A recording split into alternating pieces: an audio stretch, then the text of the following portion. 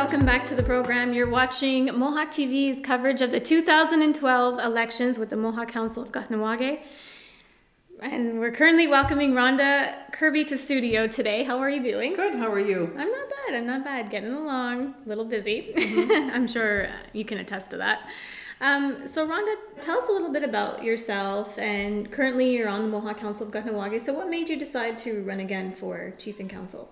Well, I've been elected, I was elected in 2006, and I really enjoy the job. I think at times it can be a bit daunting, overwhelming at times, but it's very interesting projects that we have to work on. And the portfolios that I have, some are very high level, some are a bit low key, but I think they're all very interesting and I think rewarding for me.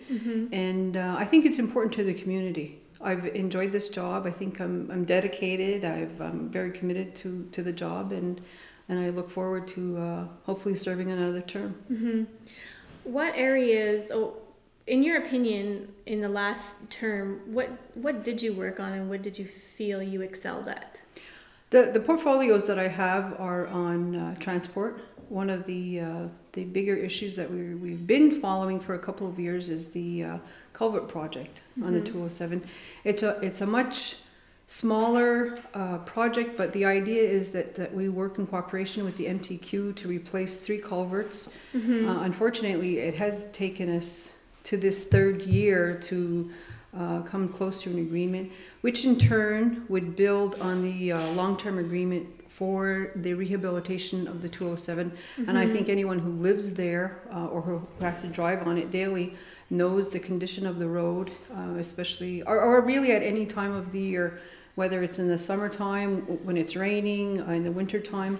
It's a very narrow road, and because of the use that it has and the traffic that goes on to the Mercier Bridge, it's in very poor shape.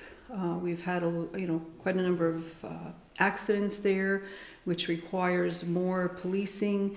So the idea, again, it might take us a couple of more years, but this would be another agreement between MTQ and the Mohawk Council to rebuild the whole of 207.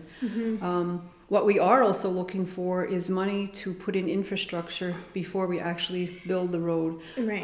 As you know, everybody on that stretch has their own well, or they're having water trucked in. So it wouldn't necessarily go into the roads off of the 207, but I think initially it would be a good start for us because it is in the millions of dollars for that project. So that's one of the major portfolios. We continue to work on the labor file, which includes MSI, which the government has recognized Mohawk self-insurance, and the qualifications program. Right. There will be a lot more work to continue on the bridge for Phase B, and so that's one of them.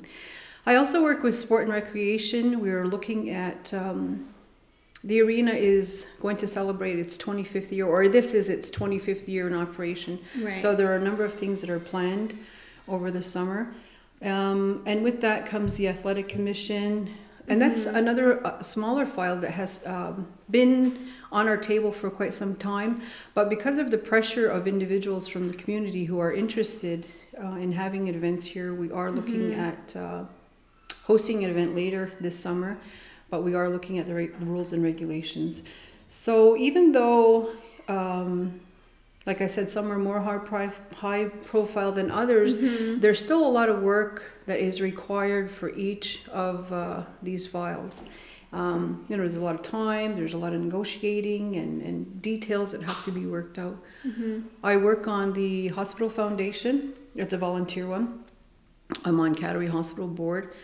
Specifically for the hospital expansion project. I started there 6 years ago, and we are waiting for the Minister of Health to make an announcement on whether or not the project is a go. So it's still, work is still progressing in that area. Robert Dion has been hired as a project manager to fulfill some of those duties, and we're anxiously awaiting the announcement.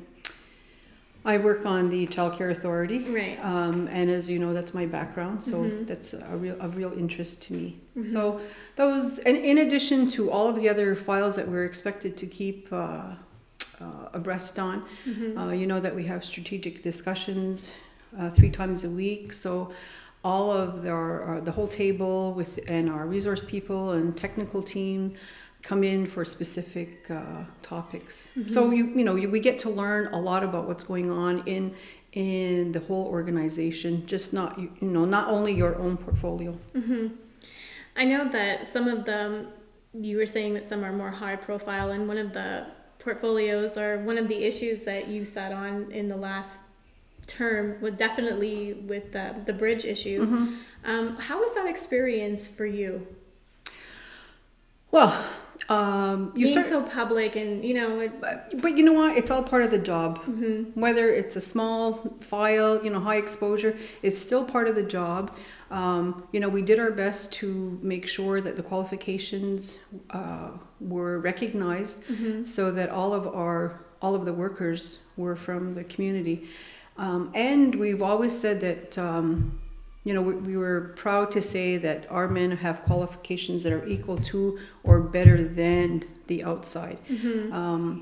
With that, with the MSI, the Mohawk Self-Insurance, we've been able to ensure that CSST does not come into the community.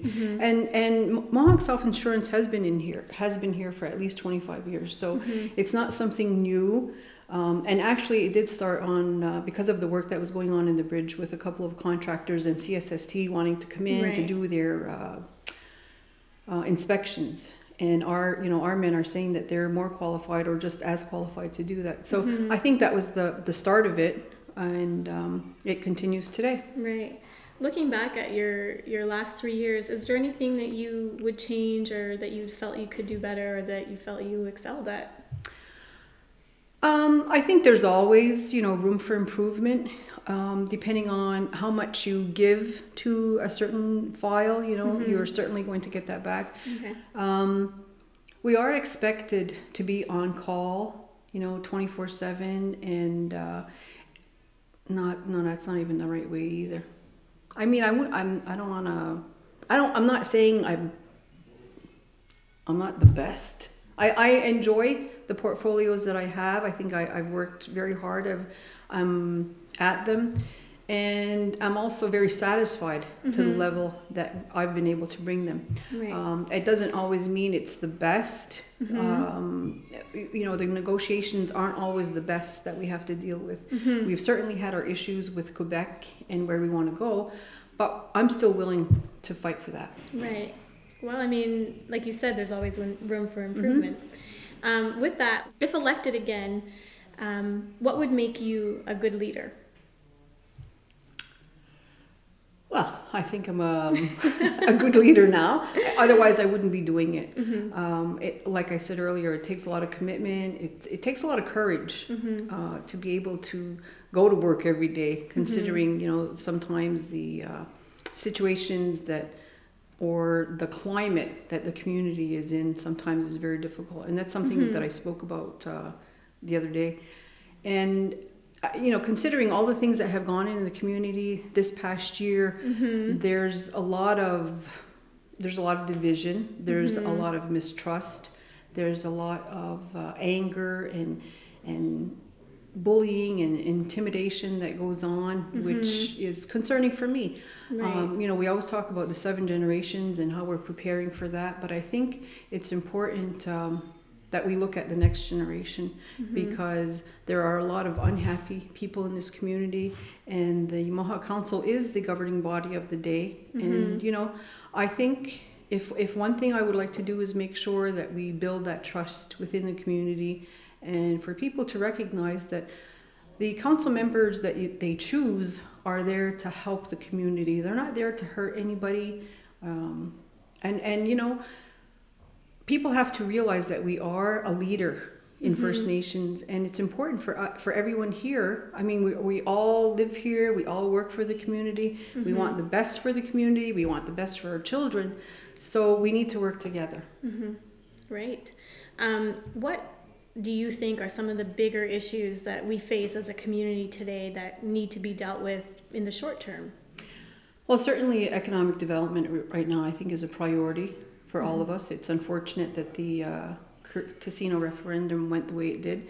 But in addition to that, there always will be a lot of issues that we have to deal with. And I know that there's been some talk about in the community that we should all be focused on one.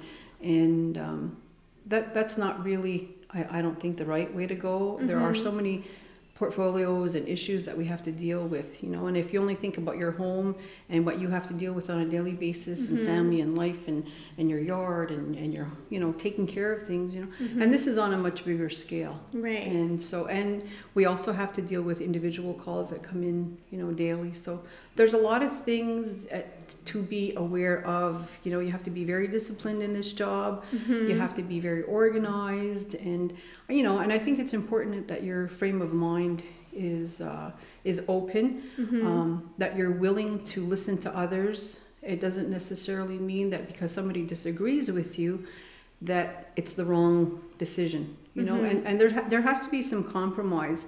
And I think that's important for the people that come out to vote on July 7th, that you look at the qualities of each of the candidates that are there and what their experiences are, what they have to offer, and how that can complement one another as a team to build a stronger team for Mohawk Council. Right.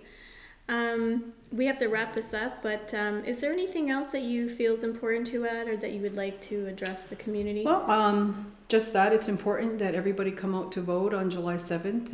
I wish everyone the best of luck. I'd like to show my support and give my support to Mike DeLille on July 7th, and thank you for having me. No problem. Thank you for coming in. It's been a good experience. And don't go away. We'll be right back with more election coverage here on Mohawk TV's 2012 Mohawk Council of Kahnawake elections. And we'll be right back with more coverage and more candidates to come on the show. So don't go away. We'll be right back.